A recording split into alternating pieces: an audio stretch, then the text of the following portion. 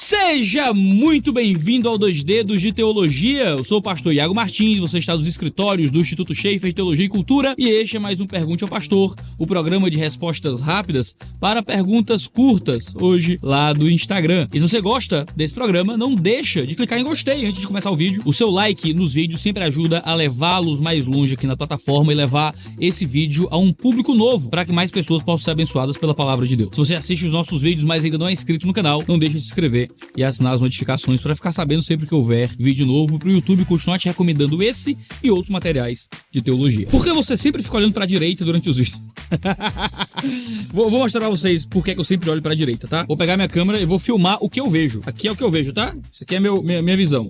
Aqui é a câmera, certo? Está na minha frente, ó. Aqui é a câmerazinha, onde eu estou filmando, tá com teleprompter, mas não estou usando teleprompter, tá? Não estou usando TP. À minha esquerda eu tenho luzes, ficam na minha cara. Aqui em cima tem um microfone. Aqui eu tenho um estante com livros, e fica aqui, certo? Aqui tem um brinquedo da minha filha, no chão, certo? Aqui tem umas marcações de luz que eu fiz no chão, não estou usando direito. Aqui tem um pano de chão, tem umas coisinhas que eu quero. O que é que tem pra minha direita? Pra minha direita tem eu.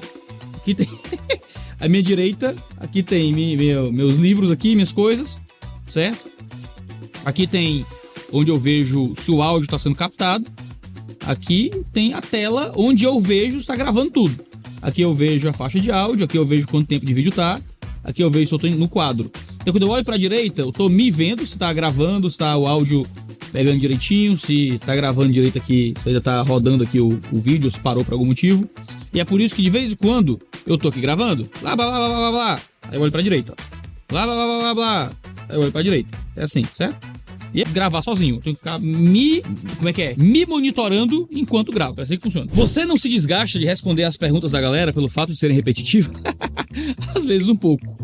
E aí eu não gravo. Quando eu não estou muito afim, geralmente eu tento não gravar. Deixo pra gravar quando eu tô um pouco mais afim. Agora, por mais que muitas perguntas sejam repetitivas, quando eu abro uma caixinha de perguntas numa semana e abro outra na outra semana, as perguntas já variam muito. As pessoas já têm problemas diferentes, questões diferentes, tem sempre o assunto da semana, uma polêmica do momento, uma questão que o cenário cultural mudou, então o zeitgeist ali, o espírito da época tá variando de uma semana pra outra, já que esse é o absurdo que a gente vive hoje em dia. Então assim, sempre tem alguma coisa interessante ali. Eu gosto de responder perguntas porque eu tô lidando com perguntas de verdade. Eu não tô lidando com as polêmicas teológicas que me interessam. Eu tô lidando com problemas reais de pessoas reais. Então isso acaba sendo um fator motivador, mesmo que algumas perguntas sejam um tanto parecidas. O que eu tento fazer também é não responder as mesmas perguntas em vídeos próximos. Eu tento sempre, eu acho que já respondi isso aqui no vídeo tal. Não, eu tenho a impressão que já respondi isso aqui em algum vídeo. Aí, geralmente eu tento pular pra não responder de novo. Como lidar com uma igreja cada vez mais morna na fé? Você pode ser instrumento de Deus para levantar aqueles que estão caídos. A nossa postura diante de uma igreja que Deus nos revela os problemas dela nunca é, certo? Nunca é a postura de simplesmente acusar, apontar e reclamar. Porque aí é muito fácil, só reclamar da igreja. A igreja está morna. Certo, você faz parte dessa igreja. Como é que você tem contribuído para que essa igreja seja menos morna? Como é que você tem trabalhado para aquecer a fé das pessoas à sua volta? Iago, mas minha igreja está cada vez mais fria e tudo mais. Pô, Deus está te chamando para trabalhar nessa igreja, para contribuir para que essa igreja aqueça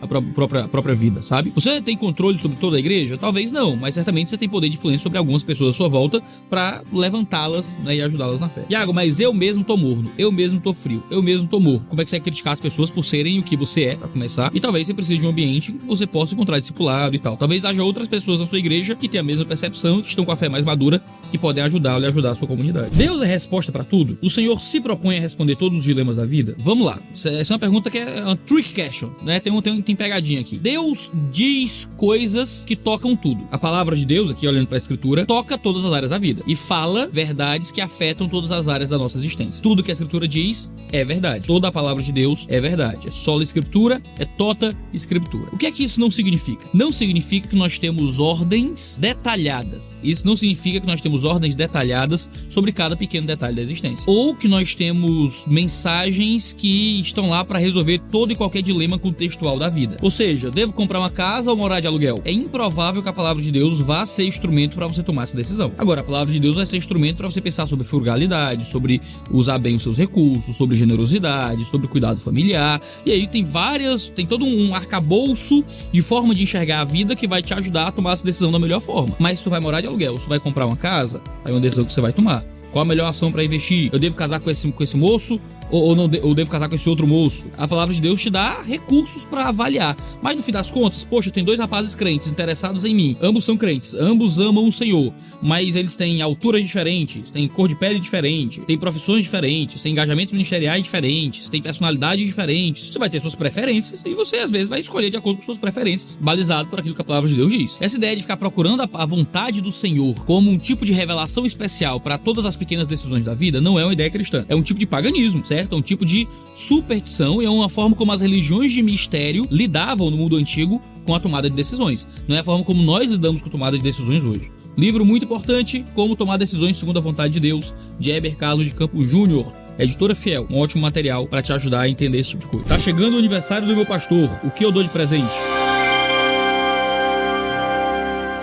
Camisetas Insider, por que não? Insider é a camiseta ideal para o seu pastor. A Tech T-shirt da Insider evapora mais rápido o suor, não fica manchada do jeito que as blusas ficam, desamassa sozinha no corpo pro seu pastor não chegar atrasado no culto com a pobre da mulher dele tendo que ficar passando camiseta social com 3 meninos no colo. E se ele tiver que usar umas roupas mais arrumadinhas? A igreja não vai deixar ele usar Tech T-shirt, pastor, que é isso? Uma igreja careta. Tem que usar camisa social, terno e gravata. Ele pode usar as undershirt block da Insider que ficam por debaixo da roupa como um tipo de segunda pele que bloqueia o suor para que o suor não suba para a roupa de cima com facilidade. Possui um tecido que não permite proliferação. É proliferação? Proliferação? Não. A proliferação de bactérias que deixam mau cheiro. Além de ter um revestimento triplo nas axilas para não ficar com pizza debaixo do braço, igual o pregador dos Gideões Internacionais da última hora que fica jogando suor. Sai da frente, Satanás! O suor não cura mais ninguém. O suor que curava era o de Pedro. O suor do seu pastor não vai curar você. Então dê pra ele formas de segurar esse suor nele mesmo. Insider possui várias cores, uma infinidade de tamanhos, produtos masculinos e femininos, além de calças, cuecas, meias, shorts tecnológicos e muito mais, com 12% de desconto no cupom Teologia12. Tá esperando o quê? Para aproveitar no link da descrição a sua promoção nas roupas da Insider. Corre lá. Minha namorada acredita em Deus, mas não gosta de crente. Então tu é descrente? Corte rápido. Ou ela não gosta de ti? Porque é de duas uma. Se tua namorada não gosta de crente e é tua namorada, ou você namora uma pessoa que não gosta de você, ou você não é crente. E você tem que ver qual das duas, tá? Das duas uma. Descubra aí. Você tá vendo? Bom, se ela continua namorando, é difícil ela continuar namorando com você sem gostar de você. Então provavelmente você é descrente. Se ela não gosta de crente. Olha lá, ela só não gosta de outros crentes, mesmo crendo em Deus. E aí você tem um problema, tá? Porque sua namorada, se vai ser sua esposa, deveria ser uma pessoa que tá vivendo vida de igreja, vida de fé, relacionada com a vida comunitária de uma comunidade cristã. Se ela não gosta de crente a este ponto, é provável que ela não goste de Jesus. Não tem como gostar de mim e rejeitar a minha família. Iago, eu gosto de você, mas eu odeio a sua mulher, eu odeio os seus filhos. Então se lasca você, que eu não quero que você goste de mim. Sai da minha vida, sai da minha casa. Você não pode dizer, eu amo Jesus, acredito em Deus, mas odeio a família dele, odeio os filhos dele, odeio a noiva dele. Faz sentido?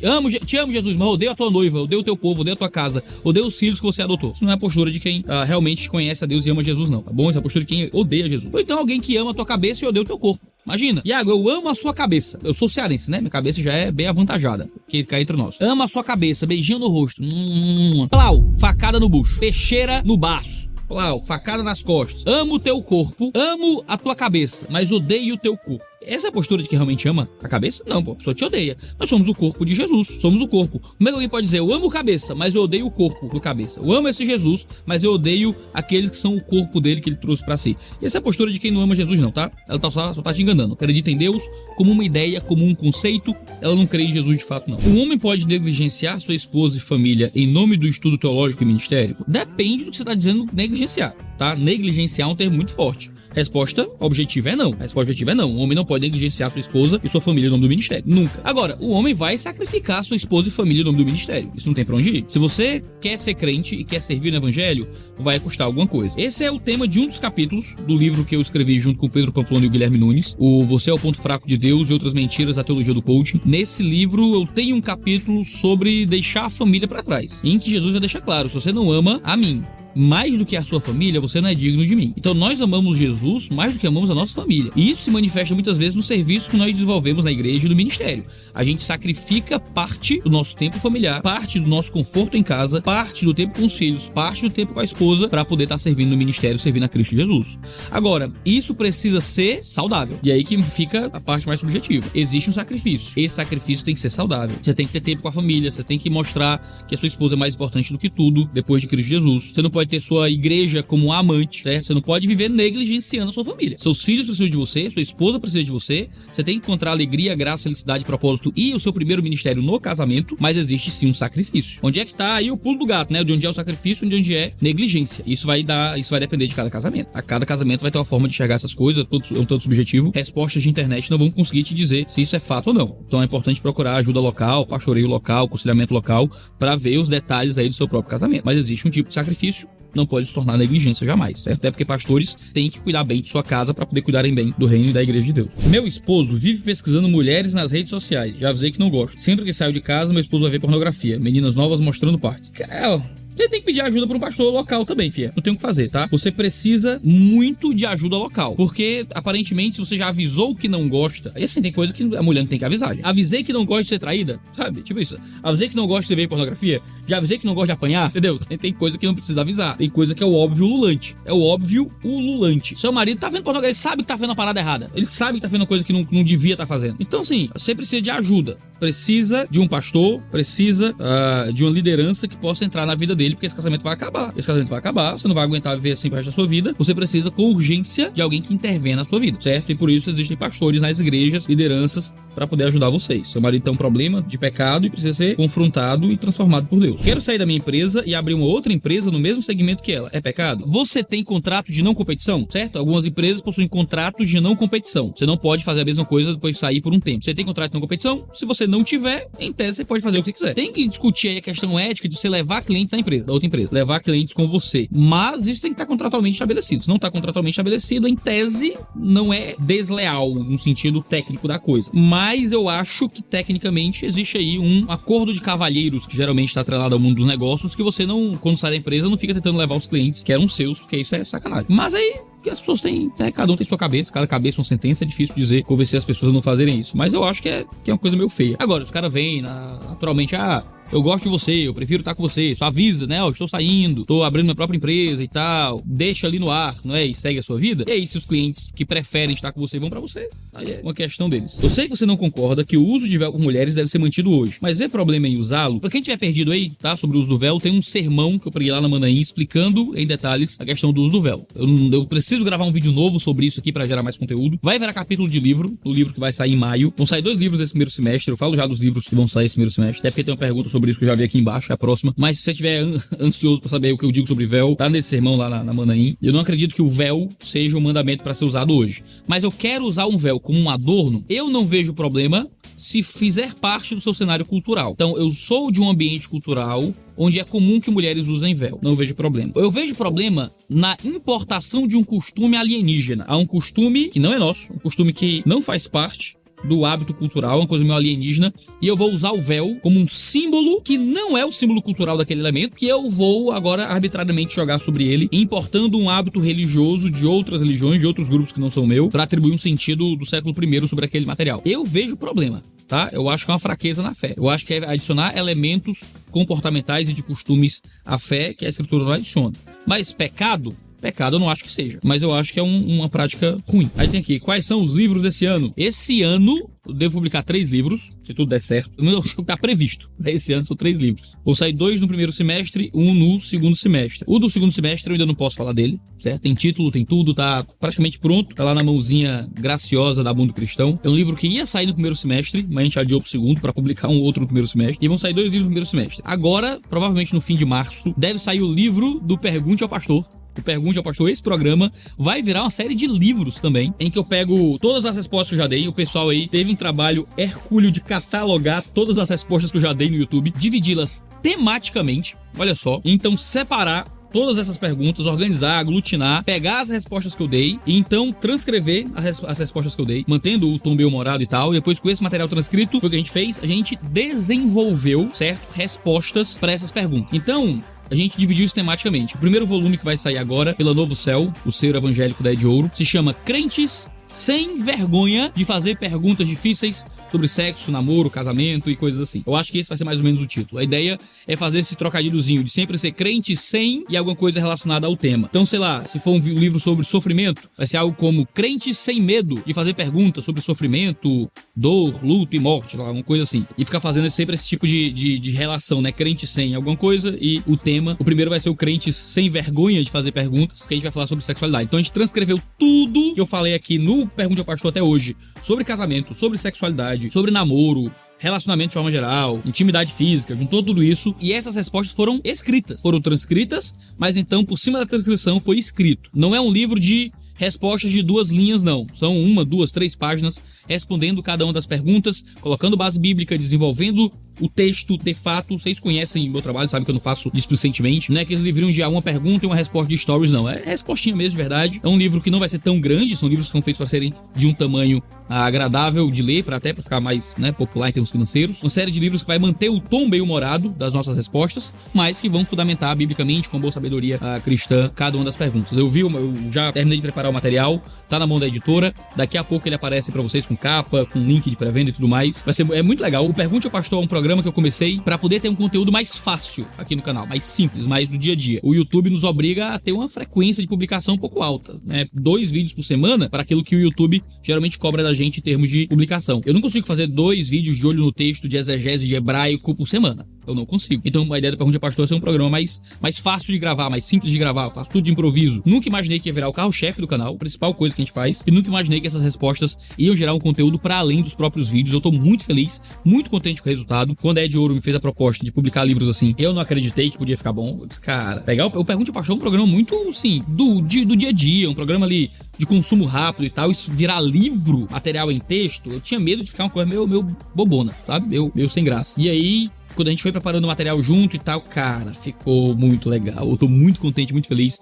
É um materialzinho que eu me orgulho muito. E eu espero que seja bênção aí, principalmente a galera mais jovem aí, que tá pensando em casamento, namoro, noivado. O pessoal aí recém-casado, pensando em sexualidade, o que é que pode, o que é que não pode. Cara, bem legal, tá muito legal. Espero muito poder falar mais desse livro em breve. E o segundo que vai sair esse ano, deve sair ali por maio, ali pelo fim de maio, que vai ser o Igreja que Calam Mulheres. Vai ser um material bem diferente do primeiro material. Vai ser um livro grande, vai ter mais de 300 páginas em tamanho maiorzinho. É um livro que vai estar na casa perto dos 100 conto, eu acho, viu? Deve estar perto dos 100 reais esse livro, deve estar uns 90 reais, sei lá, esse livro, do preço final dele, porque vai ser um livro grande, não vai ser um livro pequeno, e é um livro voltado a discutir teologia de forma um pouco mais séria, um pouco mais profunda, voltado ao papel de mulheres nas igrejas e como igrejas lidam com mulheres. O Igrejas que Calam Mulheres vai sair pela Mundo Cristão. A gente vai fazer um evento de lançamento no Fórum de Cosmovisão sobre abuso aqui em Fortaleza. Ele tem 8 capítulos discutindo certas temáticas que envolvem a vida feminina. Então, a gente fala sobre criação, se a mulher é menor ou inferior ao homem de alguma forma. A gente fala sobre submissão, sobre o que a Bíblia fala sobre submissão feminina. A gente fala sobre a violência e abuso doméstico. A gente fala sobre divórcio. A gente fala sobre trabalho. Mulher pode trabalhar fora? O que a Bíblia fala sobre isso? A gente fala sobre o uso de roupas, sobre o uso do véu. Tem um capítulo sobre ele. Mulher pode ser pastora e esse tipo de coisa. Tá tudo lá discutido biblicamente. É uma tentativa de dar uma resposta conservadora a problemas típicos dos conservadores. Coisas que o outro lado geralmente nos acusa, o pessoal de esquerda, esses cristãos conservadores criam cultura de abuso nas igrejas. Onde é que tá a razão nessas acusações? Qual é a resposta que nós conservadores podemos dar para problemas conservadores? E é um material que discute teologia, tá? Então vai olhar a palavra de Deus, vai olhar para comentaristas bíblicos, vai olhar para o grego, vai olhar para o hebraico, mas também recheia tudo aquilo com histórias reais, com relatos do que acontece na vida da igreja e também, como eu diria, interagindo com algumas coisas bem absurdas que têm sido ditas na teologia nacional, tá? E internacional, em grandes nomes do conservadorismo também. Tem uma coisa meio jornalística ali em volta. É um material que, bom, é para outro público, é outra pegada, completamente diferente do primeiro material. Espero que seja útil também pra igreja. Igrejas que Calam Mulheres vai sair aí também em breve. Vejo a hora de poder mostrar pra vocês esse material. Ter o menor galardão no céu não vai abrir espaço pra inveja? Quando nós estivermos no céu, nós teremos o corpo, o coração e a alma transformados, né? Nós não teremos mais o pecado em nós. Então não haverá inveja porque não haverá pecado. Teremos graus de perfeição diferentes no céu. Nós teremos graus de participação na perfeição divina de forma diferente no céu. A Escritura fala sobre isso, sobre essa diferença de recompensas que teremos lá, onde Deus vai nos recompensar pelos seus próprios dons. Paulo fala sobre isso de forma muito explícita em 1 Coríntios. Ele fala sobre a nossa obra ser provada como que pelo fogo, e alguns têm uma obra que é como diamante, outro tem uma obra que você escapa chamuscado. Apocalipse descreve isso, assim, é muito claro que a escritura fala sobre o tipo de recompensa que nós recebemos nessa aproximação de Deus, assim como fala sobre graus de punição no inferno. Existem graus de punição e de afastamento de Deus pela eternidade também. Não haverá inveja, estaremos sem o pecado dentro de nós. Se carrego feridas de uma mágoa, preciso pedir perdão à pessoa ou esse processo pode ser interno? Se você tá magoado com alguém, é porque alguém lhe fez um mal. Esse processo de perdoá-la por esse mal pode ser interno, processo que você tem que lidar em você mesmo, ou se você acha que esse processo vai ser importante, ou se você acha que tá nutrido do pecado no seu coração com essa pessoa, você pode ir lá também dizer, olha, o que você fez comigo foi errado, mas o modo como meu coração tá lidando com isso também tem sido exagerado, e eu quero tentar lidar com isso internamente, falando com você e tal. É um caminho também. É necessário? Não necessariamente, tá? Não é necessário. Mas, se for parte do processo pra você lidar com a mágoa, é totalmente possível. O que acontece com nossa alma quando morremos? A gente vai direto para o Senhor, já estamos com Cristo quando morremos, nós já gozamos nos céus, no nosso estado intermediário, tá? O céu é o estado intermediário, o livro do Apocalipse deixa isso muito claro. A gente vai pra lá, já está com Cristo Jesus, está louvando ele de forma clara, recebendo das bênçãos de Cristo. E então, no final, quando tudo acabar, a Nova Jerusalém descerá para a terra e habitaremos na terra para sempre. Acha que Jó era idólatra do próprio caráter? Não. Quem geralmente argumenta nesse sentido é a galera mais neopentecostal que tenta achar erro e pecado em Jó. Precisam achar erros e pecados em Jó porque precisam justificar o sofrimento de Jó. Porque se nós vamos reinar nessa terra, se a ideia é que a gente não sofre, não vive em sofrimento, vive bem, tranquilo e tal, como é que eu justifico o livro de Jó, que é o maior livro anti-teologia da prosperidade que existe? Eu preciso dizer que Jó sofreu porque não teve fé, era idólatra, o que é que seja. O livro de Jó diz que Jó era o homem mais justo da terra. O homem mais justo da terra. A declaração de Deus sobre ele. Então não, Jó não era idólatra do próprio caráter, não. Mas Jó se defende. Jó se defende das acusações feitas contra ele, porque Jó estava sendo acusado de estar sofrendo por causa do pecado. Inclusive, se você não sabe, eu tenho um livro sobre o livro de Jó, se chama Este Deus é Meu Diabo, onde eu lido com os primeiros 10 capítulos do livro de Jó, e eu explico bastante sobre isso, principalmente no primeiro capítulo. Vale muito a pena você dar uma conferidinha lá.